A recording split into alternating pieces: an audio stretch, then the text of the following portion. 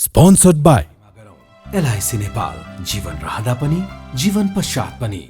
गर्वैदेखि बलियो भूगर्भ सिमेन्ट। मेरो देश मेरो जगदम्बा सिमेन्ट। गुणस्तरीय प्लम्बिङको भरपर्दो नाम मार्बल। म पनि आजै नेपाल टेलिकमको एन्टी फाइबर सेवा लिन्छु। नेपाल टेलिकम, राष्ट्रको सञ्चार, राष्ट्रको शान, किसान। घरमै बसेर सजिलैसँग कोभिड-19 को परीक्षण गर्न सकिने एकदमै उपयोगी 15 minute corona detect Flowflex corona testing kit. एनएमबीमै छ अपार सम्भावना।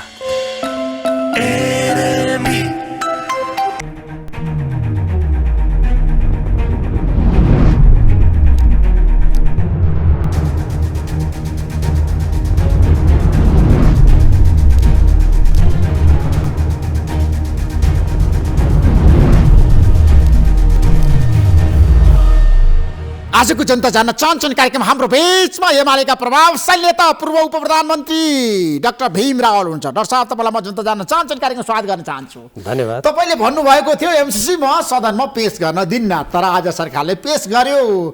तपाईँको कुरा सरकारले सुनेन। अब तपाईँहरू के गर्नुहुन्छ? के छ तपाईँहरूको भावी कदम बताउनुहोस् जनता। होइन, मैले गर्न दिन्न भने होइन कि गर्नुहुन्न भनेको हो। तपाईँलाई यस प्रसङ्गमा नि नेपाली जनताले यो थाहा पाउनु जरुरी छ। सबभन्दा पहिले म शेरबहादुर देउवा प्रधानमन्त्रीजी र यो पेश गर्ने सरकारलाई म सोध्न चाहन्छु। संविधानको धारा 279मा यो सन्धि वा सम्झौताको अनुमोदन, सम्मेलन, स्वीकृति वा समर्थनको व्यवस्था छ। त्यसमा म एकदम छोटकरीमा भन्छु, नेपाल राज्य वा नेपाल सरकार पक्ष हुने सन्धि वा सम्झौताको अनुमोदन, सम्मेलन, स्वीकृति वा समर्थन सङ्घीय कानुन बमोजिम हुनेछ। सङ्घीय कानुन खै? अनि अर्को कुरा के भनेको छ भने यसमा जस्तो भन्नु शान्ति र मैत्री, सुरक्षा र सामरिक सम्बन्ध, नेपाल राज्यको सिमाना र प्राकृतिक स्रोत तथा त्यसको उपयोगिताको बाँडफाँड भनेको छ। अहिले म तपाईँलाई सम्झौतामा पनि देखाउँला, अमेरिकाको राष्ट्रिय सुरक्षा स्वार्थ अनुसार काम गर्नुपर्ने, त्योभन्दा विपरीत जानु नहुने यहाँ लेखिएको छ। यसले के गर्छ भने सुरक्षा एवं सामरिक सम्बन्धलाई आकर्षित हुन्छ। अमेरिकासँग पार्टनरसिप एग्रिमेन्ट पनि गरेको छ, होइन? अनि यो कि त द्वितीयले हुनु पर्यो, नेपालको संविधान मान्ने हो भने। म यो संविधान देखाउँदैछु। अनि अर्को हेर्नुहोस्, यसको अर्को उपदफामा के भनेको छ भने माथि उल्लेखित विषयका सन्धि वा सम्झौतामध्ये राष्ट्रलाई व्यापक, गम्भीर र दीर्घकालीन असर नपर्ने साधारण प्रतिज्ञा, सन्धि र सम्झौताको अनुमोदन, सम्मेलन, स्वीकृति वा समर्थन प्रतिनिधि सभाको बैठकमा उपस्थित सदस्यहरूको साधारण बहुमतबाट बनिएको छ। यो साधारण बहुमतबाट पनि कसरी हुन्छ भन्ने कुराको लागि सङ्घीय कानुन चाहिन्छ। यो संविधान आरम्भ भएपछि अनि यसको तल के लेखिएको छ भने माथि जुनसुकै कुरा लेखिएको भए तापनि नेपालको भौगोलिक अखण्डतामा असर पर्ने गरी कुनै सन्धि वा सम्झौता गरिने छैन पनि लेखेको छ, होइन? अनि म शेरबहादुर देउवाजीलाई सोध्न चाहन्छु, उहाँका सङ्घीय कानुन छैन हाम्रो देशमा भीमरावजी, तपाईँले त ऐन कानुन धेरै बनाउनु छैन। म त्यसैले हेर, यो संविधान आइसकेपछि सबभन्दा पहिले राष्ट्रले अरू देशहरूका सन्धि सम्झौता कसरी अगाडि बढाउने हो भन्ने कुरामा इमान्दार भएदेखि शेरबहादुर लगायतका जो बहादुर प्रधानमन्त्री हुनुभयो या प्रसाद प्रधानमन्त्री हुनुभयो, यो उहाँहरूको ध्यान गएन। त्यसै कारण मैले के भनेको भने जब सङ्घीय कानुन नै छैन भने यो कुन कानुन अन्तर्गत आज त्यहाँ पेश भयो? सन्धि सम्झौता यत्रो देशव्यापी रूपमा जनताको यत्रो आपत्ति भएको छ, यहाँ मिचेको छ। त्यसकारण मैले यो यसरी टेबल गर्न मिल्दैन। यसका राष्ट्रघाती प्रावधानहरू छन्, त्यसमा छलफल हुनुपर्छ। मैले तथ्य सत्य कुरा राखेको छु नि त। अब जबरजस्ती गरेर जो मान्छे संविधान मान्दैन, कानुन मान्दैन। आज सरकारको प्रवक्ताले स्पष्ट रूपमा भन्नुभएको छ देश हितमा छ, विकास र समृद्धिको लागि हो, यो परियोजनालाई पारित गर्नुपर्छ, यसको विकल्प छैन, उहाँले त भनिसक्नुभयो। तब तपाईँहरूले चाहिँ विरोध गर्दैमा के हुन्छ भन्नुहोस्? होइन, उहाँले त तपाईँहरू त्यो किसिमको तागत त छैन यो रोक्न सक्ने। हेर्नुहोस्, पञ्चायत कालमा पनि नि जो मान्छेहरू चाहिँ कानुन मिथे त्यो मिथे, अरूसँग तागत छैन भन्थे, यस्तै दम्भ गर्थे, होइन? ज्ञानेन्द्र बहादुर कार्कीले त्यति बेला मैले भनिहालेँ आफ्नो सामान्य पदीय मर्यादा, कूटनीतिक मर्यादा समेत उल्लङ्घन गरेर एमसीसीको कार्यकारी प्रमुख अधिकृतसँग हस्ताक्षर गरेका छ। जो मान्छेले देशको आफ्नो मर्यादालाई समेत त्यसरी कुल्चिन्छ, त्यो व्यक्तिले यो देशको हितमा छ भनेर आफैले सही गरेका कुरा भन्नु कुन आश्चर्यको कुरा भयो? तर आज सदनमा पेश भइसक्यो। अब यसको बारेमा छ नि, जसरी बहस सुरु भएको छ सडकमा पनि तपाईँलाई थाहा छ, आज जनआक्रोश देखियो पोखियो र जनताहरू सडकमा आइरहेछन्। अब पार्टीहरू बिचमा पनि, पार्टीहरूभित्र पनि विवाद छ। तर अब सरकारले पारित गराउने रणनीति बनाइरहँदाखेरि अब तपाईँले रोक्न सक्नुहुन्छ यसलाई? डाक्टर भीम रावल, सदनबाट अनुमोदन गराउन। मलाई विश्वास छ यदि अहिले प्रतिनिधि सभामा जाल झेल षड्यन्त्र अनेक गरेर यदि यसलाई जसो तसो गरेर अनुमोदन गराइए पनि देशभक्त नेपाली जनताले यो अनुमोदन भएपछि पनि प्रतिवाद गर्नेछन्, गर्नुपर्छ। किनभने मैले तपाईँलाई पहिले पनि भनेको छु, नेपालको संविधान, नेपालको कानुन, नेपालको स्वतन्त्र परराष्ट्र नीति, नेपालको आफ्नो स्वाभिमान यो सम्झौताका कयौँ प्रावधानले कुल्चेको छ र त्यसको साथसाथै यसले अमेरिकाको, मैले धारा 5 को जहिले पनि उल्लेख गर्ने गरेको छु, त्यसको तपसिलमा तल छ, अमेरिकाको वर्तमान कानुन र भविष्यको कानुन मान्नुपर्ने। अमेरिकाको राष्ट्रिय, तपाईँलाई एउटा म पढेर पनि सुनाउँछु, यो एकदमै आवश्यक छ। जस्तो उदाहरणको लागि त्यो अरू सम्झौतामा पनि छ, हेर्नुहोस्, यो मसँग अहिले मैले एमसिए नेपाल भनेको अर्थ मन्त्रालय अन्तर्गतको कार्यालय, एउटा सानो कार्यालय भनेको छ होइन, यो नेपालले चलाएको पनि भनेको छ हो कि होइन। तर हेर्नुहोस्, यो यति लामो, यो 22 पृष्ठ लामो यो वन मन्त्रालयसँगको सम्झौता हो।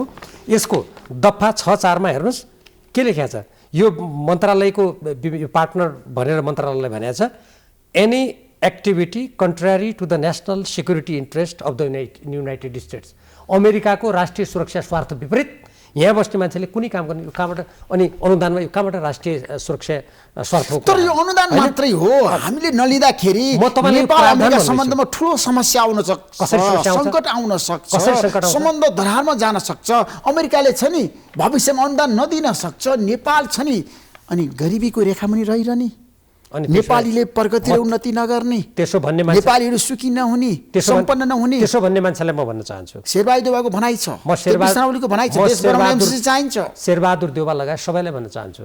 अनि अमेरिकाको सहयोग चाहियो, अमेरिका रिसाउँछ भनेर नेपालको स्वाधीनतालाई बेच्न पाइन्छ के? देशको स्वाधीनता रकममा बिक्री हुन्छ?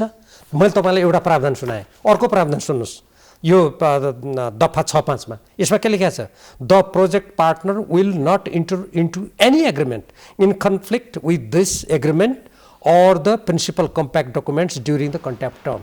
यो मन्त्रालयले यो सम्झौता विपरीत कसैसँग कुनै पनि प्रकारको सम्झौता गर्न पाउँदैन, जहाँ अमेरिकाको राष्ट्रिय सुरक्षा भन्दा बाहिर जान पाउँदैन भनेर यस्ता सम्झौता गर्ने राष्ट्रघाती होइन।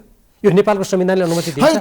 नेपालको परराष्ट्र डाक्टर भीम रावल, केपी शर्मा ओली प्रधानमन्त्री हुँदा तपाईँ प्रधानमन्त्री हुनुहुन्थ्यो, रक्षा मन्त्री हुनुहुन्थ्यो, अहिले आएर तपाईँ माथि पनि गम्भीर प्रश्न उठान गरेका छन्। बुद्धिजीवीहरूले, नेताहरूले भनेका छन् भीम रावलले आफ्नो पालामा चाहिँ एमसिसी पारित गर्दाखेरि अथवा प्रक्रिया अगाडि बढाउँदाखेरि केही नबोल्ने, अहिले आएर राष्ट्रवादी कुरा गर्ने।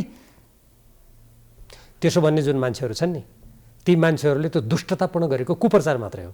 म प्रधानमन्त्री छँदा केपी शर्मा ओलीजी प्रधानमन्त्री हुनुहुन्थ्यो, त्यो बेलामा यो एमसिसी सम्बन्धी कुनै पनि कुरा न मन्त्री परिषदमा आएको छ, न कुनै छलफल भएको छ, न हामीलाई कुनै जानकारीमा ल्याएको छ।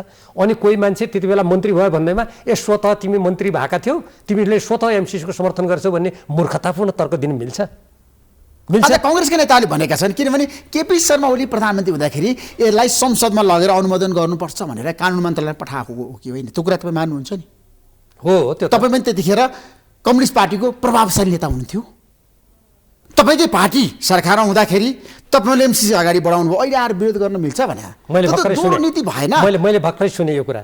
ती भन्नेहरू यो देशमा थिए कि त्यो अमेरिकैतिर थिए त्यति बेला? म स्मरण गराउँछु, नेपाल कम्युनिस्ट पार्टी नेकपा भएको बेलामा जति बेला केपी ओलीजीले यो सम्झौता संसदमा राख्नुभयो, हामीले विरोध गरेर पार्टीभित्र थाई कमिटीले सबभन्दा पहिले विरोध गर्ने लिखित रूपमा त्यत्रो तपाईँले त जानकारीमा हुनुपर्ने नि, 11 पृष्ठ लामो मैले लिखित धारणा त्यहाँ राखेर त्यसपछि थाई कमिटीका बहुमत सदस्यहरूले यसका राष्ट्रघाती सम्झौताको विरोध गरेर राष्ट्रिय सभागृहमा बसेको तत्कालीन नेपाल कम्युनिस्ट पार्टी नेकपाको केन्द्रीय कमिटीको दोस्रो बैठकबाट केपी ओलीजी र पुष्पकमल दाहाल दुवैजना अध्यक्षले कार्यदल बनाएर पूर्व प्रधानमन्त्री झलनाथ खनालजीको सचकत्वमा हामीले प्रतिवेदन दिएर यसलाई कमिटीमा राखिदिनुहोस्। यसका दफा कुन सम्झौता, एउटा सम्झौता कुरा छ र हेर्नुहोस्, एउटा त यो कम्प्याक्ट भनेको एउटा सम्झौता हो, कार्यान्वयन सम्झौता छ, अरू 1 दर्जन अरू सम्झौता छन्। मैले ती सम्झौताका दफा मैले व्यापार रूपमा पत्रपत्रिकामा भनेको छु, मैले यस्ता अन्तर्वार्तामा भनेको छु। अहिलेसम्म यो आरोप लगाउने मान्छे कसैले एउटा दफा खण्डन गरेको छ? गोसारा बोल्यो भरम फैलायो, विकास हुन्छ हाम्रो, सम्बन्ध बिग्रिन्छ, यस्ता सतही कुरा गरेर हुन्छ यस्तो गम्भीर विषयमा राष्ट्रको स्वाधीनता सम्बन्धित? त्यसैले त्यो नेकपा बाबुलाई तपाईँले जुन प्रश्न गर्नुभयो हामीले विरोध गरेका होइनौँ। राजनीति गर्ने मान्छे डाक्टर भीम रावल इमान्दारिता पनि देखाउनुपर्छ क्या। त्यो इमान्दार भएर त म यो कुरा नेपाल कम्युनिस्ट पार्टीको नेतृत्व सरकारले सदनमा लिएर जानुपर्छ भनेर भनेको हो। अनि हामीले विरोध गरे होइन? तपाईँहरूले चाहिँ त्यो निर्णय गरेको सामूहिक रूपमा होइन? केपी शर्मा ओलीले गरेको निर्णय तपाईँको निर्णय हुँदैन? कसरी हुन्छ? तपाईँ पार्टीको कसरी हुन्छ? त्यतिखेर पार्टीले त विरोध गरेर कार्यदल गठन गरेको म भन्दैछु त तपाईँलाई। त्यो थाहा छैन क्या हो होइन मलाई थाहा छ अहिले बसको विषय भइरहेको छ नि त डाक्टर भीमरावले त्यो विषयान्तर गरेर चाहिँ समर्थन गर्ने अहिले आएर कसरी समर्थन गर्ने त्यति बेला भीमराव लगायतका नेताहरूले अत्यधिक बहुमतले त्यसको विरोध गरेर कार्यदल गठन भएर त्यो प्रतिवेदन अनुसार निर्णय गरौँ भन्दाखेरि त पार्टीमा विभाजन भएको थाहा छैन त्यो काङ्ग्रेस नेताहरूलाई अनि जनतालाई बुझ पचाएर अनि अहिलेको विषयलाई विषयान्तर गर्नको लागि पहिले चाहिँ यसो गरेका थियो अहिले किन गर्यो भन्ने कुनै तर्क हो त्यो मैले उनीहरूलाई एउटा प्रश्न गर्न चाहन्छु उनीहरूले यसको जवाब दिउन् न हामीले त्यति बेला त विरोध गरेका छौँ नि त्यो प्रतिवेदन पढौँ न त्यति बेला हाम्रो कार्यदलको म इमेल पठाइदिन्छु नि हेरौँ न के भनेको छ हामीले त्यति बेला यस्तो गरेका थियो अहिले गएर जनतालाई भ्रम गरेर जनता केही पनि बुझ्दैन भने ठान्ने अहिले हेर्नुहोस् जस्तो एउटा साह्रै महत्त्वपूर्ण तपाईँलाई एउटा नयाँ कुरा पनि खोज्छु म उनीहरूले जो 5 वर्षको लागि भनेका छन् होइन यो 5 वर्षको लागि योजना हो त्यसैले यो चाहिँ कहाँ यहाँ सधैँ जमिन कब्जा गर्छ भनेका छन् जनतालाई त्यसरी रोमन ल्याउन खोजेका छन् होइन हेर्नुहोस् मैले यो कार्यान्वयन सम्झौता युवराज खतिवडा छँदाखेरि गरेको युवराज खतिवडाले हस्ताक्षर जबकि प्रतिनिधि सभामा अनुमोदन नै भएको छैन सम्झौता अनुमोदन नभए त्यसको कार्यान्वयन हुन्छ ल ऋषिजी भन्नुहोस् त तपाईँ त यति धेरै सूचना राख्नुहुन्छ यस्तो पत्रकार हुनुहुन्छ कुनै कुरा गर्नको लागि जब सम्झौता गरिएको छ त्यो अनुमोदन नभई अनि त्यो कार्यान्वयन गर्न मिल्छ त्यो कुनै नैतिकता हो तपाईँलाई इमान्दारीको कुरा गर्नुभयो नि हेर्नुहोस् यो कार्यान्वयन सम्झौताको धारा 1 दफा 1 2 बी आई छ यसको हेर्नुहोस् दफा आई र आईमा दुईटामा यसमा नेपाल सरकारले एमसिए नेपाल विकास समितिको नाममा यहाँ हेर्नुहोस् यो जग्गाधनी पूर्जा ल हेर्नुहोस् यो तपाईँहरूको टेलिभिजनबाट नेपाली जनतालाई जानकारी दिनुहोस् यो जग्गाधनी पूर्जा संसदमा सम्झौता अनुमोदन भएकै छैन कार्यान्वयन सम्झौता युवराज खतिवडाले गरेको छ यहाँ के लेखेको छ भन्दाखेरि त्यो जुन सम्पत्ति रियल इस्टेट अङ्ग्रेजीमा रियल इस्टेट भन्छ जग्गा घर जग्गालाई त्यसमा एमसिए नेपालको असीमित अधिकार अनन्तकालसम्म म सम्झौताको खण्डन गर्नुहोस् न यस्तो जो चाहिँ नेपाली काङ्ग्रेसका नेताहरू ठुल्ठुला कुरा गर्नुहुन्छ काङ्ग्रेसका नेताहरू भनिरहेछन् डाक्टर भीमरावले राष्ट्रघाती भन्यो भन्नै मिल्दैन सुहाउँदैन एकछिन सुहाउने नसुहाउने त यहाँ लेखेको छ नि भीमरावले किन भन्नु पर्यो र यो दस्तावेजले भन्छ मेरो व्यक्तिगत के छ र लिनु दिनु कोसँग म त नेपालको स्वाधीनताको पक्षमा छु नि त्यसकारण यहाँ असीमित अधिकार हुने भनेको छ यो अहिले अङ्ग्रेजीको लामो व्याख्या हुनाले मैले पढिनँ मैले धारा मात्रै भने अनि त्यसपछि जब संसदबाट अनुमोदन नै भएको छैन यो जग्गाधनी पूर्जा दिनु पाइन्छ एमसिए नेपाल एमसिसीको निर्देशनमा चल्ने उसको नियन्त्रणमा चल्ने एमसिए नेपाल चाहिँ नेपाल सरकारको निर्देशनमा चल्ने होइन अर्थ मन्त्रालयको निर्देशनमा चल्ने होइन ऋषिजी म तपाईँलाई इमान्दारीका साथ मैले तपाईँलाई पहिलोपटक पनि भनेको छु लाखौँ नेपालीहरूलाई राखौँ शेरबहादुरलाई राखौँ एमसिए नेपाल पूर्ण रूपमा एमसिसीको निर्देशनमा चल्नेछ नेपाल सरकारले निर्देशन दिनु पाउने छैन भने म त सम्झौताको दफा पढेर सुनाइदिन्छु त मैले काल्पनिक कुरा गरेको छु र म त दफा पढेर सुनाइदिन्छु अनि त्यो एमसिए नेपाल जो एमसिसीको निर्देशनमा चल्छ नेपाल सरकारले निर्देशन दिनु पाउँदैन त्यसको मातहतमा त्यसको नाममा यो जग्गाधनी पूर्जा एमसिसी सम्झौताको कम्प्याक्ट सम्झौता संसदबाट अनुमोदन यो कार्यान्वयन गर्ने यिनीहरू देशघाती नभएर के हुन् कानुन मिच्ने यिनीहरू मिचा नभएर के हुन् गर्न मिल्छ ल तपाईँ भन्नुहोस् त मिल्छ आज तपाईँलाई थाहा छ देशको राजनीति ध्रुवीकृत भएको छ नि त एउटा साह्रै महत्त्वपूर्ण तपाईँलाई बताउँछु एउटा जानकारी गराउँछु म कानुनको विद्यार्थी पनि हो यदि साँच्चीकै 5 वर्षभन्दा बढी त्यो सम्झौताको अवधि नहुने भए नेपालमा ऊर्जा सम्बन्धी विद्युत सम्बन्धी सबै हेर्ने को हो नेपालको निकाय विद्युत प्राधिकरण होइन यदि 5 वर्षपछि यो नरहने भएदेखि त एमसिसीको कब्जामा नजाने भए त यो जग्गात भनेको त थायी रूपमा यसको नाममा गएन यो त विद्युत प्राधिकरणको नाममा हुनुपर्थ्यो नि हो गएन दर्ता या नेपाल सरकारको ऊर्जा मन्त्रालयको नाममा हुनुपर्थ्यो अनि यो अनन्तकालसम्म उसको राखेर अनि जग्गामा एमसिएको एकाधिकार हुनेछ नेपाल सरकारले के गरी त्यो जग्गा लिनु पर्यो भने मूल्य तिर्नुपर्छ यो कम्पनीलाई यहाँ लेखेको छ अनि यो यस्तो कुरा अकाट्य कुरा नेपाली काङ्ग्रेसका मान्छेहरूले कहाँ भनेको छ भन्दाखेरि जनतालाई योभन्दा तपाईँलाई थाहा छ एमसिसीको कुरा तपाईँले गरिरहँदाखेरि यदि नेपाल सरकारलाई छ नि यो परियोजना अगाडि बढाउन चित्त बुझेन यो राष्ट्रघाती लाग्यो अथवा अमेरिकन सेना आउँछ इन्डो पेसिफिक अन्तर्गत जान्छ भनेर सरकारले छ नि सूचना पायो भने त खारेज गर्न सक्छ नि त 1 महिनाको समय दिएर योभन्दा सजिलो उपाय छैन योभन्दा जनतालाई उत्तम उपाय हो नि त हेर्नुहोस् यो ऋषिजी यो धेरै गम्भीर कुरा हो यो तर्क दिनेहरूले नेपाली जनतालाई मूर्ख ठानेका छन् 1950 मा श्री 3 मन शमशेरको सत्ता ढल्न लाग्दाखेरि 1950 को सन्धि भयो त्यो 1950 को सन्धिका असमान प्रावधान छन् भनेर 6 सालदेखि कम्युनिस्ट पार्टीले विरोध गर्यो। मनमोहन अधिकारीको भारत भ्रमणको बेलामा उहाँको भ्रमण दलमा म पनि सदस्य थिएँ। भारतका प्रधानमन्त्री नरसिंह रावसँग कुराकानी भयो र यो सामूहिक पनि छैन, परिवर्तन गर्नुपर्छ भन्दाखेरि भारतीय प्रधानमन्त्रीले भन्नुभयो हामी कूटनीतिक माध्यमबाट गरौँ। हामी जब यहाँ कुराकानी गर्न थाल्यौँ सरकार ढल्यो र त्यसपछि अहिले के गर्यो, प्रबुद्ध व्यक्तिसम्मको प्रतिवेदन भनेर यिनै बाबुराम भट्टराईले भारतसँग भित्र साखुल्य बनाएर ल्याएर अनि त्यो प्रबुद्ध व्यक्ति समिति गठन गर्न लगाए। त्यसमा नेपालको बेचाने मान्छे हाल्ने षड्यन्त्र थियो होला, पछि त्यस्तो हुन सकेन। अहिले नेपालको अन्तर्राष्ट्रिय सम्बन्धलाई स्वतन्त्र परराष्ट्र नीति अन्तर्गत लानुपर्छ भने त्यो प्रतिवेदन सायद कुरा परेका होलान्। कहाँ गयो त्यो आज प्रतिवेदन? परिवर्तन गर्न सक्यो? राणा प्रधानमन्त्री जो जहानिया शासन थियो, जसको विरुद्ध नेपाली जनताले क्रान्ति गरे 7 सालमा, जो शासन पल्ट्यो, त्यो शासन पल्टेकोले गरेको सम्झौताका दफा आज परिवर्तन गर्न सकेका छैन। अनि आज हामी अहिले चाहिँ राष्ट्रघाती सम्झौतालाई गरिदिउँ रे, त्यो प्रावधान मान्नु रे। यो के अहिले बहसको विषय, संकल्प प्रस्ताव पारित गरेर जाऊ। त्यो बहसको विषय म तपाईँले त्यसमा आउँदैछु, म त्यसमा अलिकति भन्छु। अनि त्यसमा अहिले चाहिँ पारित गरिदिउँ रे, अहिले रोकौँ भन्दाखेरि यो सम्झौता संशोधन गरौँ भन्दा चाहिँ नाइ रे, पछि गर्छु भने यो अहिले फसाइहालु, जालमा हाल्नु भन्ने षड्यन्त्र हो। देशभक्त नेपालीले सजग हुनुपर्छ। एक। दोस्रो, सङ्कल्प प्रस्ताव, महाकाली सन्धिको बेला हामीले के भन्यौँ भने यसको उद्गमस्थल प्रश्न पारौँ। त्यति बेला हेर्नु रामचन्द्र पौडेलजीको संयोजकत्वमा दुईटै सदनको संयुक्त समिति बनेको थियो, म पनि त्यसको सदस्य थिएँ। हामी कालापानी पनि गएको थियौँ हेलिकप्टर लिएर त्यो इन्डो टिबेट सेनाको क्याम्पमा, अहिले त्यहाँ जानु पनि दिँदैन। त्यसपछि गएर त्यसमा सङ्कल्प प्रस्ताव पारित गरेपछि हाम्रो त्यो महाकालीको उद्गमस्थल सबै समस्या समाधान हुन्छ भनेर यिनै शेरबहादुर देउवा प्रधानमन्त्री हुनुहुन्थ्यो। अहिले यिनलाई पछाडिबाट टेको पोडो लाउनेहरू नै त्यहाँ यो सम्झौता गर्नै पर्छ भन्ने बाबुराम भट्टराईको एउटा तर्क छ क्या, यो म सिद्ध्याउँछु है। तपाईँ नबुझिकन प्रतिक्रिया दिनुहुन्छ। यो सुन्नु न, उहाँले भन्नुभएको छ गम्भीर आरोप तपाईँमाथि पनि लगाउनु भएको छ। त्यो गम्भीर आरोप, त्यो यो विषयान्तर गर्ने उहाँका जस्ता मान्छेहरूले यो विषयमा आउनुहोस् न मसँग यो दफामा। उहाँको भनाइ छ म जस्तो राष्ट्रवादी को छ, डाक्टर भीमरावले मलाई चुनौती दिन सक्छ?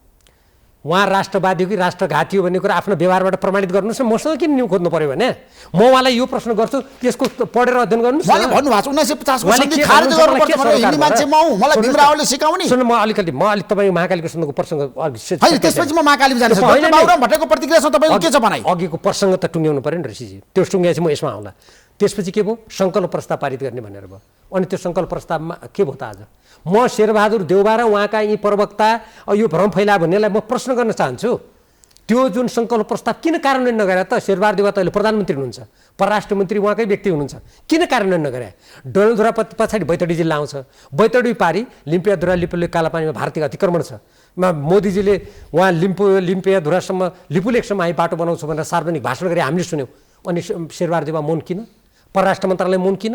अनि त्यो सङ्कल्प प्रस्ताव कहाँ गयो त आज? आज 10 वर्षमा त्यो सन्धि पुनरावलोकन गर्ने भने त्यो कहाँ गयो?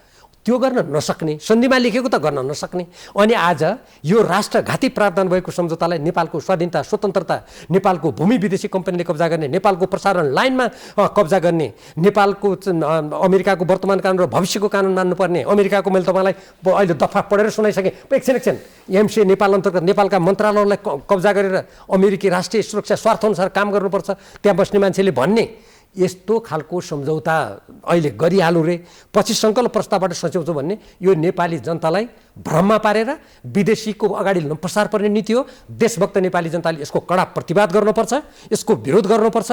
पृथ्वीनारायण शाहले एकीकरण गरिदिएको देश आज हिजोको जमानामा जुन बेला यातायात थिएन, सञ्चार थिएन, हामी जस्ता पढेलेखा मान्छे थिएन, गढी र किल्लाहरूमा लडेर यो देशको स्वाधीनता जोगाएकोमा आज यत्रो विदेशमा मान्छेहरू लाखौँ नेपाली छन्, यत्रो पढेलेखा मान्छे छन्, अनि यो देशको स्वाधीनता जान लाग्दाखेरि चुप लाग्नु भनेको हेर्नुहोस् आफ्नो मातृभूमिमाथिको धेरै ठुलो गद्दारी हुन्छ। तपाईँलाई थाहा जस्तो तपाईँले महाकाली सन्धिको कुरा गर्नुभयो, तपाईँ त्यतिखेर महाकाली सन्धि पारित गराउन लागेको नेता हो, तपाईँले मतदान गरेको हो नि त महाकाली सन्धिको पक्षमा? भन्नुहोस् न, तपाईँ सोध्नुहोस्, म जनतालाई भन्नुहोस् क्या। डाक्टर भीमराव अहिले केही समय अघि छ नि रामकुमारी झाँक्रीले भनेर जानु भएन, भीमरावको राष्ट्रवादी मुकुण्डो अब उत्रिरहेछ, उहाँको तर्क।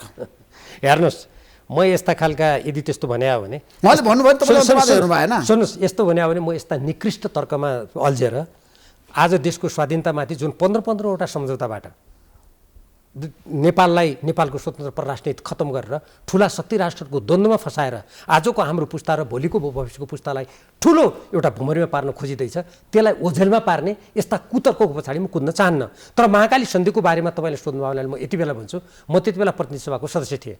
यसको उद्गम स्थलको बारेमा स्पष्ट हुनुपर्छ भन्ने मेरो जोरदार माग थियो र त्यही बेलामा माधवकार नेपाल महासचिव हुनुहुन्थ्यो। त्यहाँनिर हामी यो सङ्कल्प प्रस्तावबाट भारतले मानेको छ। म त मन्त्री थिइनँ नि, पशुपति शमशेर जलस्रोत तथा जलस्रोत मन्त्री हुनुहुन्थ्यो त्यति बेला, होइन? शेरबहादुर देउवा प्रधानमन्त्री हुनुहुन्थ्यो, रामचन्द्र पौडेल सभामुख हुनुहुन्थ्यो। त्यो बेलामा उहाँहरूले हामीलाई के भन्नुभयो भने हामी यो पानीको यसको जुन हामीले प्रश्न उठाएको थियो, मैले पनि थुप्रै प्रश्न उठाएको थिएँ, यो हामी मानाउँछौँ भनेपछि अब त्यति बेला हामीलाई लाग्यो साँच्चीको उहाँहरूले वार्ता गर्नुभयो होला। तर उहाँहरूले त्यो त भ्रम फिजाएर हाम्रो देशका जनतालाई गलत सूचना दिएर गरेको रहेछ भन्ने कुरा त मैले पछि तुरुन्तै थाहा पाएपछि त मैले त्यो कुरा तुरुन्तै उठाइहालेँ नि। अनि तर तपाईँले महाकाली सन्धिको पछि मतदान त गर्नुभयो नि, त्यतिखेर तपाईँको पार्टी फुट्यो, बाँधेको गौतम पार्टी फुटाएर बाहिरिनु भयो। तर तपाईँ चाहिँ महाकाली सन्धिको मैले आलोचना गरेको छु।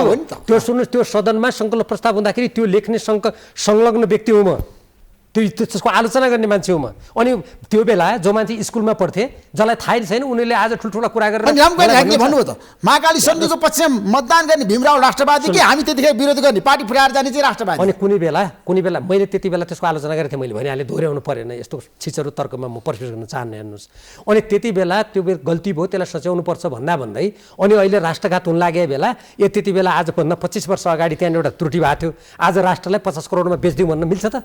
त्यही हो तर्क? मन्त्री हुने मान्छे या कुनै विद्वान नेताले दिने तर्क त्यस्तै हो। यो के हो भने आफ्ना कुकृतिहरूलाई ढाकछोप गर्ने कुतर्क भए केही पनि होइन। अहिलेको सन्धिका दफामा आउनु पर्यो नि। विगतमा मान्नुहोस् 1950मा सम्झौता भयो, नेपाली काङ्ग्रेसले त्यसको समर्थन गर्यो, कोशीमा राष्ट्रलाई क्षति हुने काम गर्यो, गण्डकीमा गर्यो, महाकालीमा यिनै शेरबहादुर देउवाले गर्यो। माथिल्लो कर्णाली हेर्नुहोस्, 7 वर्ष भइसक्यो जिएमआर कम्पनीसँग सम्झौता भएको, 14 वर्ष उसले ओगटेको भयो। त्यो सम्झौताको 3.1.2 र 3.1.3.3मा उसले 2 वर्षभित्रमा त्यो वित्तीय व्यवस्थापन गरिसक्नु पर्ने, प्रसारण लाइनको 48 महिनाभित्र गरिसक्नु पर्ने, नगर्यो भने उसले प्रतिदिन प्रति मेगावाट को उसले क्षतिपूर्तिको जोड्ने हो भने अहिले 1.5 अरबभन्दा बढी उसले दिनुपर्छ। शेरबहादुरले के गर्यो अस्ति मात्रै, अझ 2 वर्ष बढायो। अनि विकासका ठुल्ठुला कुरा गर्ने, 7 वर्षसम्म एउटा विदेशी कम्पनीलाई योजना अड्काएर राख्ने, यो विकास केही पनि होइन। यो के हो भने नेपालको स्वतन्त्र परराष्ट्र नीति विपरीत विदेशीको भक्ति गरेर नेपालको स्वाधीनतालाई धरापमा पार्ने र नेपाललाई एउटा शक्तिको सामरिक गठबन्धनभित्र हिन्द प्रशान्त रणनीतिको अङ्ग बनाउने षड्यन्त्र अन्तर्गत यो आएको छ। यो ढाकछोप यसका दफाहरूमा बोल्नुहोस् न उहाँहरू, मैले त त्यो दफा पढिराखेको छु। तर उहाँहरूले भन्नुभएको छ कहीँ पनि राष्ट्रघाती छैन है, यो परियोजना नेपाल र नेपालीको हितमा छ, विकास र समृद्धिको लागि हो, ट्रान्समिसन लाइनको लागि हो, सडक विस्तारको लागि हो। हामीले उत्पादन गरेको विद्युत छ नि भारतलाई नदिने नबेच्ने बङ्गलादेशलाई। डाक्टर भीमराव प्रश्न त जटिलताका साथ उहाँले उठान गर्नुभएको छ र भन्नुभएको छ। तपाईँ त्यतिखेर सरकारमा हुनुहुन्थ्यो कि हुनुहुन्थेन भन्नुहोस्? 2051 सालमा मनमोहन अधिकारी प्रधानमन्त्री हुँदा मैले भने नि त उहाँको भ्रमण दलमा थिएँ, 1950 को सन्धि असमान छ भनेर अनि त्यतिखेर मैले भने नि। तपाईँलाई थाहा छ अरुण 3 तपाईँहरूको कारणले रोकिएको होइन? एकदमै गलत हो। म तपाईँलाई एउटा कुरा भन्छु, अरुण 3 को बारेमा अहिले आएर बहस सुरु भएको छ नेपाली राजनीतिमा। त्यतिखेर अरुण 3 अगाडि बढेको भए आज देशमा छ नि के अरुण 3 मा विकासको लागि ठुलो अरुण तेस्रोमा पूर्वाधारहरू तयार हुन्छ। सुन्नुहोस्, अरुण तेस्रोमा अनि नेपाल कायापलट हुन्छ देश। सुन्नुहोस् न, अरुण तेस्रोमा नेपालको स्वाधीनतालाई बन्दकी राख्ने कुरा हामीले गरेका थियौँ। अरुण तेस्रो भएन र एकछिन मान्नु, एकछिन मान्नु। तपाईँको कारणले भएन, त्यतिखेर तपाईँले त विरोध गर्नु, एकदमै गलत कुरा, रद्द गर्नुपर्छ, खारेज गर्नुपर्छ भनेर तपाईँकै पार्टीको नेतृत्व सरकारले मनमोहन अधिकारी प्रधानमन्त्री हुनुहुन्थ्यो। तपाईँ मलाई सोध्नु, हरि पाण्डेले भन्नुभएको छ मसँग, त्यतिखेर जलस्रोत मन्त्री हुनुहुन्थ्यो। अनि म मन्त्रालयमा थिइनँ, मेरो कुरा सुन्नुहोस् न, बाहिरको हावादारी प्रचारमा हिँडेर हुन्छ। त्यति बेला चाहिँ के भएको थियो भने अरुण तेस्रोमा खाली त्यति बेला तत्कालीन सरकारले भनेको के थियो भने चुनाव हुँदै थियो, अहिले हामी सम्झौता गर्न सक्दैनौँ, यो हेलिकप्टरबाट जुन ढुङ्गा उसार्ने छ सडक निर्माणको ठेक्कामा, यस्तो प्रावधान नराख्नु नेपाल जस्तो मुलुकले सक्दैन र हामी यो चुनाव सम्पन्न गरेपछि यसमा कुरा गरौँला भनेर उहाँले पत्र लेख्या। मैले त त्यस्तो पत्र नलेखुँ भनेर बालुवाटारमा डिबेट गर्ने मान्छे हुँ म। ल त्यति बेला त्रुटि भएर मान्नु एकछिन, स्वाधीनता कुनै हामीले बन्दकी त राखेका थिएनौँ। अनि त्यति बेला त्रुटि भयो भनेर अनि अहिले राष्ट्रको स्वाधीनतालाई हामीलाई बिक्री गर्ने लाइसेन्स प्राप्त। 25 वर्ष नेपाल अन्धकारमा गयो त तपाईँको कारणले गर्दाखेरि। मेरो कुरा सुन्नुहोस् न तपाईँ, अलिकति यो पुरा त गर्न दिनुहोस् न। अनि त्यति बेला एकछिन कमी भयो अरे, भएको त छैन, त्यो होइन त्यो त्यसरी त्यो योजना नदेऊ भने चिठी लेखेकै होइन त्यो चिठी मैले पनि हेरेको छु त्यसमा यो अहिले चुनाव भइरहेको हुनाले यस्तो गम्भीर विषयमा प्रवेश गर्न मिल्दैन जिम्मेवार सरकारले त त्यो भन्छ नि शेरबहादुर देउवाको जस्तो यहाँ चाहिँ गठबन्धन सरकारको न्यूनतम कार्यक्रममा उल्लेख छ न उहाँले कुनै चुनाव जितेर जनादेश पाएको हो चुनाव गराउनुपर्ने व्यक्ति यस्तो खालको दीर्घकालीन नेपाललाई असर पर्ने न सङ्घीय कानुन छ यस्तो गैरजिम्मेवार काम गर्नु हुँदैन भनेर तत्कालीन नेकपा एमालेको सरकारले हामी चुनाव पछि आएपछि गरौँला भन्ने पत्र लेख्दाखेरि त्यो बन्द गर्न खोज्या हो होइन तर पनि ल भयो त्यो भन्यो अरे त अनि त्यो भन्नुको अर्थ नेपाली काङ्ग्रेसलाई अहिले राष्ट्रघाती सम्झौता गर्ने के लाइसेन्स प्रमाणपत्र प्राप्त हुन्छ त त्यति बेला चाहिँ त्यो गरेन भनेर त्यस्तो मिल्छ अब अर्को तपाईँले यो भन्नुभयो यसको कम्प्याक्ट हो हेर्नुहोस् यो मई 14, 2019 अमेरिकी उपसहायक मन्त्री डेभिड जे ऱ्यान्ज र फेब्रुअरी 2019 अमेरिकी सहायक राज्य मन्त्री एलिस वेल्सले एमसिसी भनेको हिन्द प्रशान्त रणनीतिको अङ्ग हो भनेर स्पष्ट भनेका छन् होइन उहाँले बोल्नु तर आधिकारिक रूपमा चाहिँ वासिङ्टन डीसीले त भनेको छैन नि कहिले भने वासिङ्टन मन्त्री भने के हो आधिकारिक होइन हाम्रो देशमा मन्त्रीले भनेको कुरा आधिकारिक हुन्छ किन मन्त्री के हाम्रा देशका मन्त्रीले कुनै मन्त्रालयको आधिकारिक कुरा यो हो भनेपछि हुँदैन हुनु पर्यो नि त ज्ञानेन्द्र बहादुर कार्कीले आज अमेरिकाले निर्णय गर्नु पर्यो आधिकारिक रूपमा अमेरिकाका दस्तावेज पढ्नुहोस् न त छ नि किन छैन अमेरिकाका सुरक्षा रणनीति पढ्नुहोस् सन् 2002 अमेरिकी राष्ट्रपतिले अमेरिकाको जुन सुरक्षा रणनीति भन्ने पुस्तक प्रकाशित गरेकोमा प्रस्तावनामा तल अमेरिकी राष्ट्रपतिको हस्ताक्षर छ माथि एमसिसी भनेको हाम्रो रणनीतिक महत्त्वको कुरा हो भनेर राष्ट्रिय सुरक्षा नीतिमा भनेको छ अनि अर्को कुरा तपाईँ सुन्नुहोस् अहिले नेपाललाई ट्रम्प सरकारले गरेको हो नि त्यो निर्णय त विगतको कुरा हेर्नुहोस् म 2002 को कुरा गर्दैछु अहिले कतिपय मान्छे भन्छन् एमसिसी को कुरा त पछि आएको भन्दैछन् 2002 को अमेरिकी सुरक्षा नीतिमा छ अर्कालाई पढेन भन्ने आफू पढ्नु छैन अर्को सुन्नुहोस् अहिले भर्खरै कुरा म ताजा कुरा भन्छु भर्खरै अमेरिकाको एउटा दस्तावेज प्रकाशित भएको छ त्यो प्रकाशितमा दस्तावेजमा के भनेको छ भने नेपाललाई अब एसिया पेसिफिक कमान्ड सेनाले हेर्छ र नेपाल ओहायो राज्यसँग उसको सम्बन्ध गाँसिन्छ भनेको छ र अनि त्यो स्टेट पार्टनरसिप भने के हो भनेर खोतल्दाखेरि त्यो अन्तर्गत त्यहाँको सुरक्षाकर्मी नेपाल आउन सक्छ अनि त्यो त दस्तावेजले भन्छ त अमेरिकाको दस्तावेजमा के लेखेको छ तपाईँले राम्रोसँग अध्ययन गर्नुहोस् डाक्टर भीम रावल मेरो आग्रह छ तर कतिपयले के भनेका छन् आधिकारिक सम्झौता जसरी भयो नि नेपाल अमेरिकाको पेजमा यो अनुदान लिनको लागि ज्ञानेन्द्र कार्कीले हस्ताक्षर गर्दाखेरि त्यो प्रतिवेदन तपाईँले राम्रोसँग पढ्नु भएको छ त्यसमा काहीँ पनि राष्ट्रघाती लेखिएको छैन नि राष्ट्रघाती यो त हेर्नुहोस् यो ऋषिजी तपाईँ धेरै एउटा स्थापित पत्रकार हो कुनै पनि सम्झौतामा कसैले बदमासी गर्न खोज्यो भने एकैछिन ध्यान धरिदिनुहोस् है म यो राष्ट्रघाती सम्झौता गरेँ भने लेख्छ भनेर यो कहाँ लेखेको छ भने यस्तो पनि प्रश्न हुन्छ कहीँ यो कुनै प्रश्न गर्ने यो यस्तो कुरा हुन्छ त्यसमा त उनीहरूले बरु राष्ट्रघाती कुरामा पनि जलप लगाएर जस्तो उदाहरणको लागि हेर्नुहोस् तपाईँलाई एउटै भन्छु म होइन सम्झौताको धारा 5.5 मा दफाहरू यहाँ थुप्रै दफाहरू यसको सर्भाइभल क्लज भनेर लामो समय राख्ने भनेको छ अमेरिकाको सुरक्षा नीति स्वार्थको प्रतिकूल नेपालले कुनै काम गरेको भन्ने लागेमा आयोजना तुरुन्त रद्द हुने अमेरिकाको सुरक्षा नीति र स्वार्थको प्रतिकूल नेपालको स्वतन्त्र राजनीति हो कि होइन नेपालले चीनसँग जापानसँग अमेरिकासँग भारतसँग सबैसँग सम्झौता समान रूपमा सम्बन्ध राख्नुपर्ने हो कि होइन नेपाल जस्तो देशले अनि एउटा देशको सुरक्षा स्वार्थमा म काम गर्छु भनेर यहाँ लेखेपछि यहाँ अनि यो राष्ट्रघात भएन यो संविधान विपरीत भएन अनि अघि मैले जुन नेपालको संविधानको तपाईँलाई मैले दफा पढेर सुनाएँ मेरो प्रश्न कहाँनिर भन्दाखेरि अमेरिकाले धेरै मुलुकमा एमसिसी दिएको छ र धेरै मुलुकले एमसिसी लिएर गएको छ तर त्यहाँ कहीँ पनि अमेरिकन सेना गएको मलाई देखाउनुहोस् एउटा देश देखाउनुहोस् ल अमेरिकन सेनाले त्यहाँ राज्य गरेको शासन गरेको सैनिक गठबन्धनमा लिएर गएको देश देखाउनुहोस् त ल भन्नुहोस् त कुन देश हो आज जनतालाई आश्वस्त पार्दिनु यसलाई दुई किसिमले हेर्नुपर्छ अमेरिकाले अर्को देशमा कहाँ अफगानिस्तानमा के गर्यो इराकमा के गर्यो मडागास्कार यो एमसी सम्झौता भएको पहिलो देश हो मडागास्कर त्यसमा एउटा विदेशी बहुराष्ट्रिय निगमलाई ल्याएर जसरी यहाँ पनि पार्टनर ल्याउने भनेको छ कसलाई ल्याउँछ थाहा छैन अहिले हेर्दै जानुहोस् त्यहाँ के भयो त्यहाँको भूमि त्यो विदेशी कम्पनीको कब्जामा जाने भएर जनताले आन्दोलन गरे सैनिक विद्रोह भयो मडागास्करमा पहिल्यै योजना असफल भयो अब जहाँसम्म सैनिक कहाँ आउँछ कहाँ आउँदैन भन्ने कुरामा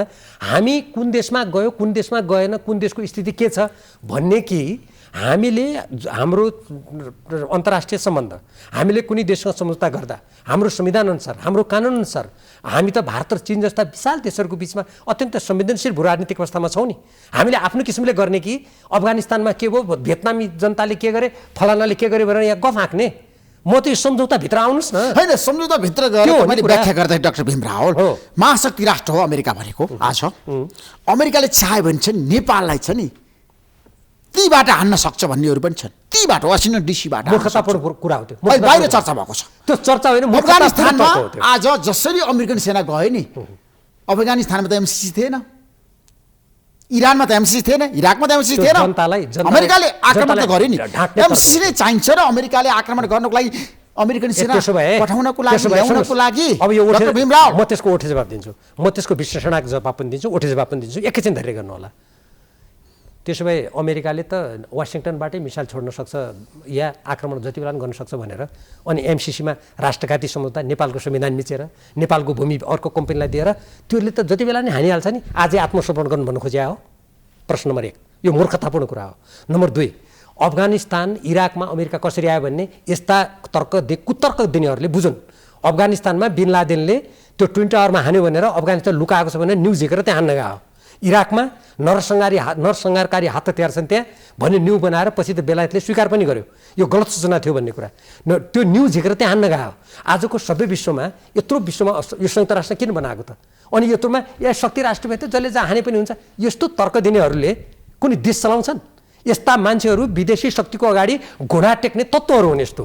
त्यसमै अमेरिकासँग मात्रै छ मिसाइल, चीनसँग छैन, भारतसँग छैन, अनि अरू देशसँग छैन मिसाइल, उत्तर कोरियासँग छैन। त्यसो भए त नेपालले जो देशसँग मिसाइल छन् उनीहरूसँग पहिले घुँडा टेकेर लम्पसार हजुर यहाँ जति बेला पनि हान्न सक्ने हामी तुमसरोड, यही हो तर्क दिने। यस्तो तर्क दिनेहरू देशघाती हुन्, राष्ट्रप्रति गद्दारीको तर्क गरिराखेका छन्। त्यस्तो हुन्छ आजको विश्वमा। तपाईँ संयुक्त राष्ट्र प्रणालीमा जानुहोस्, तपाईँ भियना कन्भेन्सन हेर्नुहोस्, कूटनीतिक अन्तर्राष्ट्रिय मान्यता हेर्नुहोस्। प्रत्येक देश ठुलो हुनसक्छ, सानो हुनसक्छ, जनसङ्ख्या कम हुनसक्छ, शक्ति कानुन सानो हुन्छ, पैसा कम बेसी हुनसक्छ, तर सार्वभौम रूपमा सबै देश समान छन्। आजको सभ्य विश्वको सिद्धान्त त्यो हो। अनि अमेरिकाले जहाँसुकै गरेर जसलाई पनि हान्न सक्छ भन्नेहरू या त नबुझ्ने हुन् या ठुला देशको अगाडि हामी लम्पसार पर आत्मसमर्पण गर्छ भन्ने तिनीहरू आत्मसमर्पणवादी हुन्। डाक्टर साहब तपाईँलाई थाहा छ तर नेपालीले आत्मसमर्पण गर्दैन। कुरा गर्दाखेरि लामो छ नि हेरी इतिहास तपाईँले हेर्नु भएको छ नि, 72 वर्ष भइसक्यो नि होइन। अमेरिकाले धेरै सहयोग गरेको छ नेपाललाई। ती सहयोगहरूमा अमेरिकाले चाहिँ आफ्नो स्वार्थ हेरेको छ अहिलेसम्म। हेर्नुहोस्, ठ्याक्कै भन्नुहोस् है, कुनै पनि देशले 72 वर्ष गरोस् कि 70 वर्ष गरोस्, राम्रो सहयोग गरेकोमा त धन्यवादै दिएको छौँ नि। कतिपय मान्छे भन्छन् तपाईँहरूले त अमेरिकाको सहयोग लिएर अमेरिकासँग सम्बन्ध बिगार्न चाहेको, त्यो मूर्खतापूर्ण कुरा हो। हामीले सम्बन्ध बिगार्न चाहेका छैनौँ। जो मान्छेले सार्वभौम समानताको आधारमा आजका अन्तर्राष्ट्रिय मान्यताको आधारमा सम्बन्ध गरौँ भन्छ तिनीहरूले सम्बन्ध सुमधुर बनाउन चाहेको हुन्छ। म सुमधुर बनाउन चाहन्छु, तर यसको अर्थ नेपालको सार्वभौमसत्ता, स्वतन्त्रता, स्वाधीनतामा आँच आउने, नेपालको भूमि कब्जा गर्ने, नेपाललाई हिन्द प्रशान्त रणनीतिको अङ्ग बनाउने, नेपालको स्वतन्त्र परराष्ट्रनीतिलाई समाप्त गर्ने कुराले त नेपाल र अमेरिकाको सम्बन्ध बिग्रिन्छ, त्यसले सुध्रिने होइन। त्यस कारणले गर्दा 72 वर्षसम्म अमेरिकाले त्यो धन्यवाद छ, तर 72 वर्षसम्म राम्रो सहयोग गर्यो भनेर अनि आज हाम्रो स्वाधीनता हामी बुझाउन सक्छौँ कुनै देशलाई? तर यति धेरै ठुलो पैसा अहिलेसम्म अमेरिकाले नेपाललाई अनुदानमा दिएको थिएन, पहिलो पटक दिँदैछ। काङ्ग्रेसका अधिकांश नेताको भनाइ छ, प्रधानमन्त्रीदेखि शीर्ष नेताहरूको यति ठुलो अनुदान नलिएर नेपाललाई टाट पल्टाउने, गरिबीको रेखा मुनि लिएर जाने नेपाललाई सिद्धाइदिने। एउटा कुरा म यसमा 3टा कुरा सोध्छु। सोमालिया बनाइदिने नेपालमा विकास नगर्ने जनतालाई तपाईँको अहिलेको प्रश्न सोमालियाबाट सुरु गर्छु म। नेपाल सोमालिया त्यति बेला हुन्छ जब यस्तै खालको सामरिक नेपालको स्वतन्त्र परराष्ट्रनीति विपरीतका सन्धिमा नेपाललाई घचेटेर ठुला शक्ति राष्ट्रको द्वन्द्वमा नेपाललाई फसायो भने सोमालिया त्यहाँ हुन्छ। एक। दोस्रो, रकमको कुरा, कुनै देशको स्वाधीनता स्वतन्त्रता 50 करोड डलर या केही अरब खरबमा बिक्री हुन्छ? एकछिन, कुनै आमाको सन्तानले कुनै रकममा आफ्नै आमालाई बेच्न सक्छ, रकममा बेच्न सक्छ, मातृभूमिलाई बेच्न सक्छ?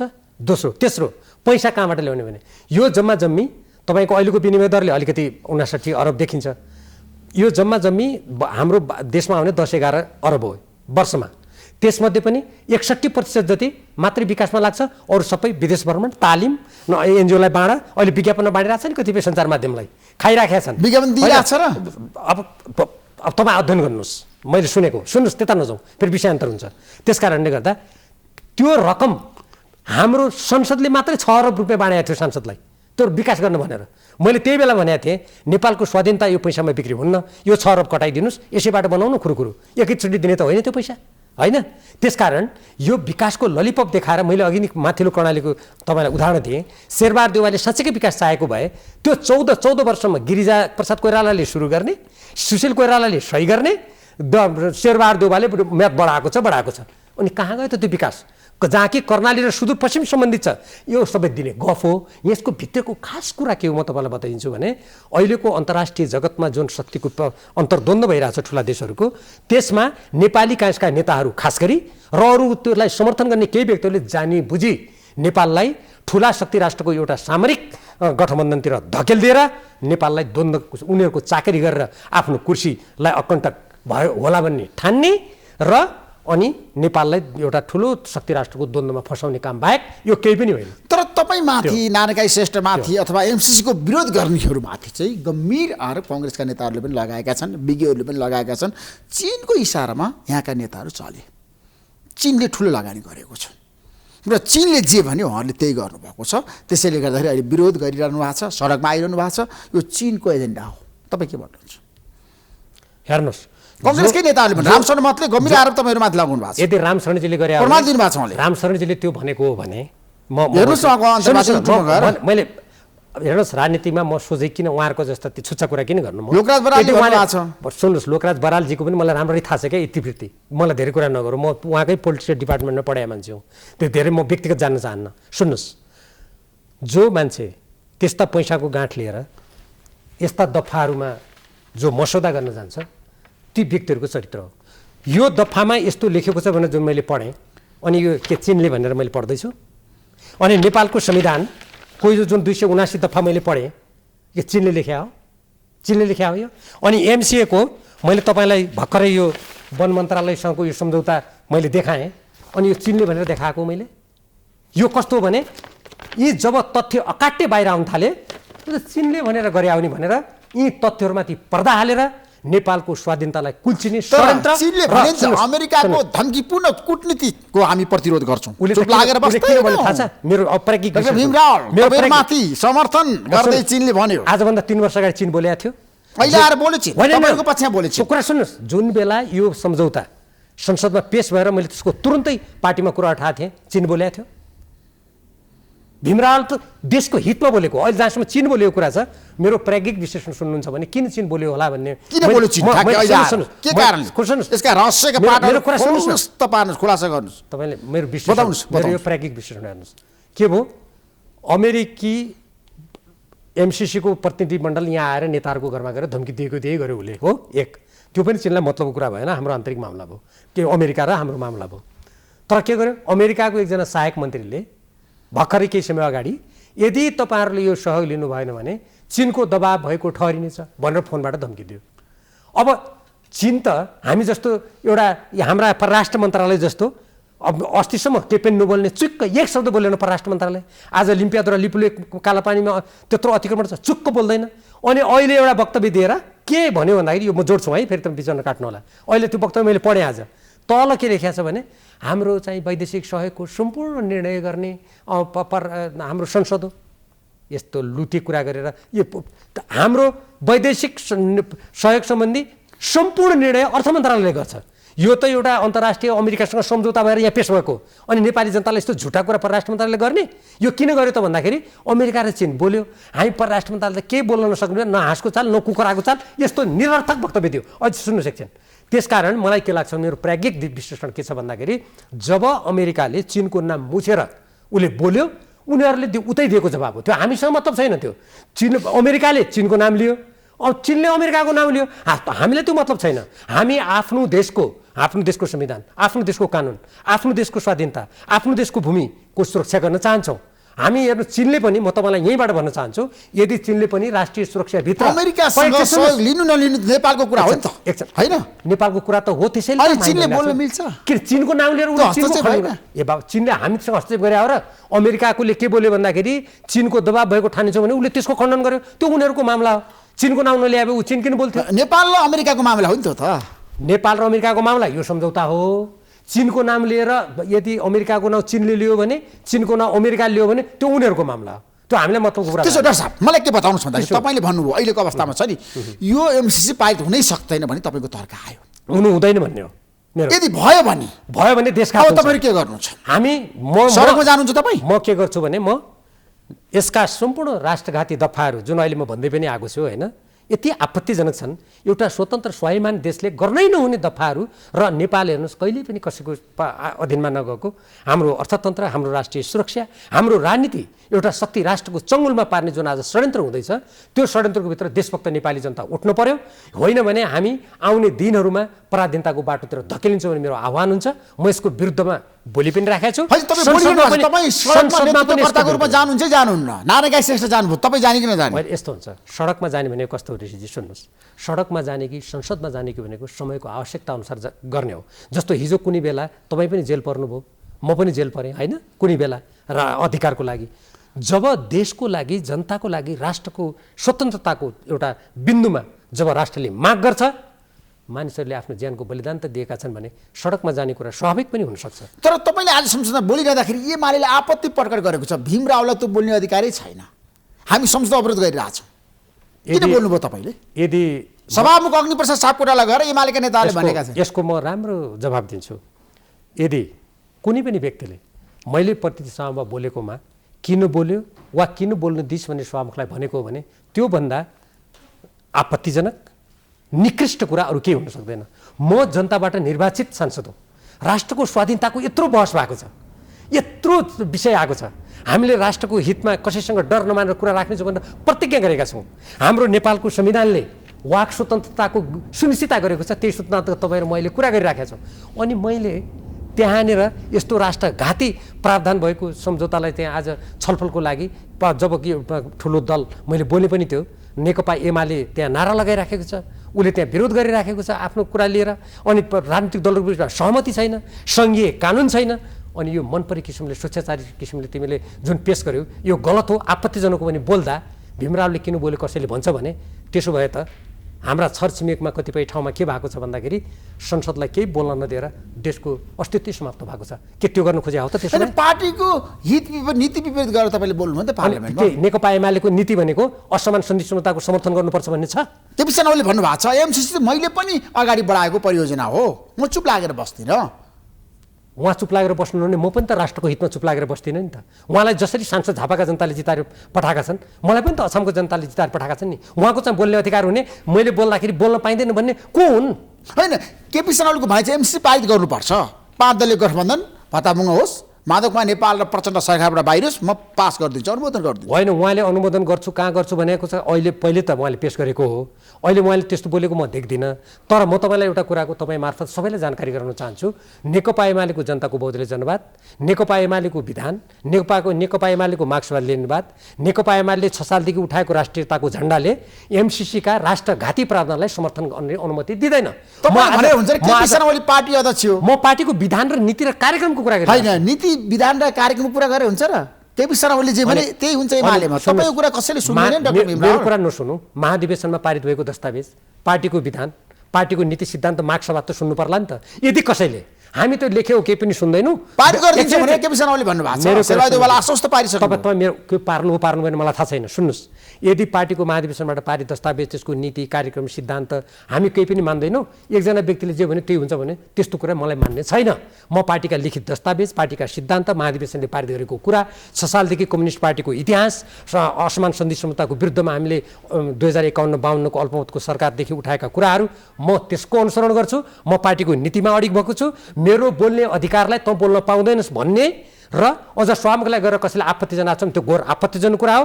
म त्यस्तो कुरालाई अस्वीकार गर्छु। एमालेले भन्यो, त्यो मान्दैन। तपाईँलाई हुइप जारी गरेर स्पष्ट रूपमा एमसीसीको विरोध गर्ने अधिकार डाक्टर भीमरावलाई छैन भन्यो भने तपाईँ के गर्नुहुन्छ? त्यो हास्यास्पद कुरा, त्यस्तो कुरालाई म 100% अस्वीकार गर्छु। अस्वीकार गर्न सक्नुहुन्छ? किन नगर्ने? पार्टीको हुइप तपाईँ मान्नुहुन्न? पार्टीको हुइप देशको राष्ट्रियता विरोधीमा हुइप लाग्छ? म देशको स्वतन्त्रता, मैले यो राष्ट्रलाई खत्तम पार्ने कुरा गरेको भए, यो देशलाई अर्काको चाकर बनाउने कोसिस कुरा गरेको भए, नेपालको संविधानलाई जसरी निर्लज्ज ढङ्गले शेरबहादुर देउवाले उल्लङ्घन गर्नुभएको छ त्यस्तो उल्लङ्घन गर्ने कुरा गरेको भए, मैले अर्काको जसरी यो मन्त्रालयलाई अर्काको राष्ट्रिय सुरक्षा स्वार्थअनुसार काम गर भनेको छ मैले त्यो गरेको भए पो म कसैका निर्देशन मान्छु। म जब राष्ट्रिय हितको पक्षमा छु, संविधानको पक्षमा छु, पार्टीको नीतिको पक्षमा छु, मार्क्सवाद लेनिनवादले जुन विदेशी बाह्य हस्तक्षेपलाई मान्नु हुँदैन भन्ने जुन सिद्धान्त हो म त्यसको पक्षमा छु भने म त्यसको पार्टीको पक्षमा उभिने कुरामा मलाई नउभ्यो भन्ने कुरा म कसैको तपाईँले भन्नुभयो संसदमै आउन हुँदैन, ल्याउन हुँदैन, पेश गर्न हुँदैन, टेबल गर्न हुँदैन भन्ने नेता तपाईँ होइन भनेको। अनि सरकारले आज पेश गर्यो, टेबल गर्यो। मैले निन्दा गरेँ, त्यसको देशभक्त जनताले यसको निन्दा गरौँ भने उचित देखिएन, त्यहाँ प्रभावकारिता देखिएन। हेर्नुहोस् न, ए बाबु प्रभावकारिता त तपाईँले भन्नु न, हिजोका कतिपय निरङ्कुश शासकहरू पञ्चायती व्यवस्थामा हामीले यस्तो नगरौँ, यो जनताको अधिकार नकुल्च्यौँ भन्दा यस्तै गर्थे त, ढलेनन्। अनि आज मेरो कुरा भएन भन्दैमा मैले राष्ट्रको बारेमा अब बोल्नु हुँदैन, चुप लागेर बस्नुपर्छ, सडकमा जनता आउनु हुँदैन भन्ने अधिकार कसैलाई छ? राष्ट्रको बारेमा बोल्ने अधिकार ऋषि धमलाजीलाई पनि छ, भीमरावलाई पनि छ, प्रत्येक देशभक्त नेपालीलाई जनतालाई छ। त्यसैले सशक्त आवाज उठाउँ, यो राष्ट्र घाती प्रावधानहरूको विरुद्ध लिनु भएन क्या, द्वैत मनस्थिति चाहिँ राख्नु भएन नेता। मेरो द्वैत मनस्थिति कसरी? मेरो सरकारमा बस्दाखेरि एउटा कुरा, सरकारमा बाहिरदाखेरि अर्को कुरा। एमाले पार्टीको नि त्यही देखिन्छ लाइन। जसको छ त्यसको आलोचना गर्नुहोस् न। मैले कहिले सरकारमा छँदा एउटा, बाहिर छँदा अर्को गरेको छु? कहिले गरेको छैन। जति बेला भारतीय नाकाबन्दी नेपालमा थियो, म प्रधानमन्त्री रक्षा मन्त्री थिएँ, संवेदनशील मैले स्थानमा थिएँ। मैले त्यति बेला त्यो अन्तर्राष्ट्रिय कानुन विपरीत छ, यसको विरोध गर्नुपर्छ भनेर मैले जोरदार आवाज उठाएको तपाईँलाई सम्झना होला नि। त्यसो भए एउटा निष्कर्ष पुग्नु त आज एमसिसी पारित गराउनु भयो नि शेरबहादुर देउवाले, एमाले साथ दियो होइन। माधवकुमार नेपाल, उपेन्द्र यादव, शेरबहादुर देउवा, केपी शर्मा चाहिँ गठबन्धन बन्यो भने के हुन्छ त्यतिखेर?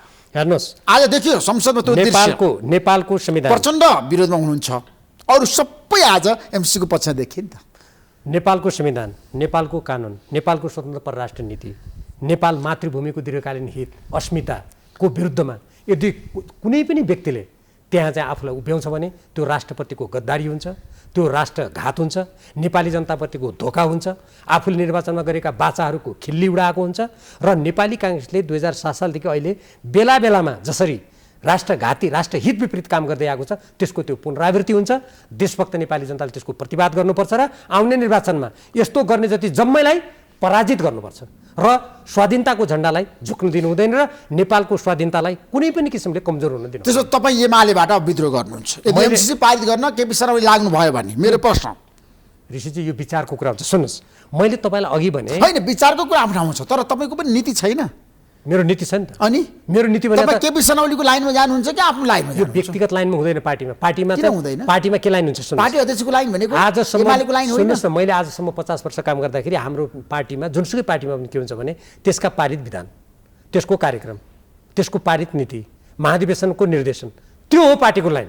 म त्यो पार्टीको लाइनमै उभिएर राष्ट्रको स्वाधीनताको पक्षमा उभिएको छु। अब कुनै व्यक्तिले म त्यो लाइन मान्दैन, मेरो व्यक्तिगत कुरा हो भने व्यक्तिगत कुरा मान्नुपर्ने कुनै बाध्यता हुँदैन। पार्टीका महाधिवेशनले पारित गरेका लाइन मात्रै पार्टीका लाइन हुन्छन्। त्यसो अब देश द्वन्द्वमा गयो, यस्तै तरिका हो। र शेरबहादुर देउवाजीले जसरी राजनीतिको भुमरीमा नेपाल फस्यो, अब शेरबहादुर देउवाजीले जसरी उहाँ चाहिँ नेपाली जनतासँग कति नडराउने, बापरे विदेशी कम्पनी एमसिसीसँग थरथर काम्ने भन्ने, अनि आफ्ना राष्ट्रको स्वाधीनताको झन्डा उठाउने जनतामाथि प्रहरी लगाएर उनीहरूको टाउको फुटाउने, रबलका गोली हान्ने जुन काम गर्नुभएको छ, यदि उहाँले यो काम जारी राख्नु पर्यो भने देश द्वन्द्वतर्फ धकेल्ने कुराको जिम्मेवार शेरबहादुर देउवाजी हुनुहुन्छ। म यहीँबाट माग गर्न चाहन्छु, देशभक्तिको झन्डा उठाउने मान्छेलाई दमन गर्न पाइन्न। उनीहरूमाथि चाहिँ बुट लाठी वर्षाउने कुरा निन्दनीय छ।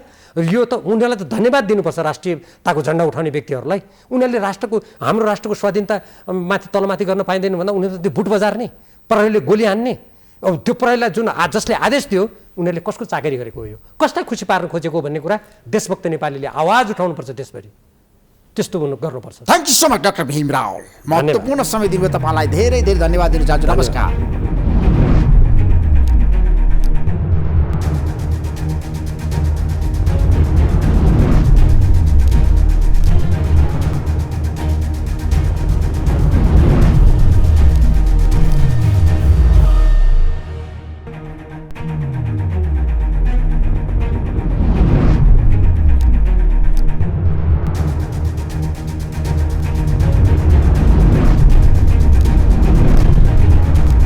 Sponsored by LIC नेपाल, जीवन रहँदा पनि जीवन पश्चात पनि। गर्वैदेखि बलियो भूगर्भ सिमेन्ट। मेरो देश मेरो जगदम्बा सिमेन्ट। गुणस्तरीय प्लम्बिङको भरपर्दो नाम मार्बल। म पनि आजै नेपाल टेलिकमको एन्टी फाइबर सेवा लिन्छु। नेपाल टेलिकम, राष्ट्रको सञ्चार। राष्ट्रको शान, किसान। घरमै बसेर सजिलैसँग कोभिड-19 को परीक्षण गर्न सकिने एकदमै उपयोगी 15 minute corona detect Flowflex corona testing kit. एनएमबीमै छ अपार सम्भावना।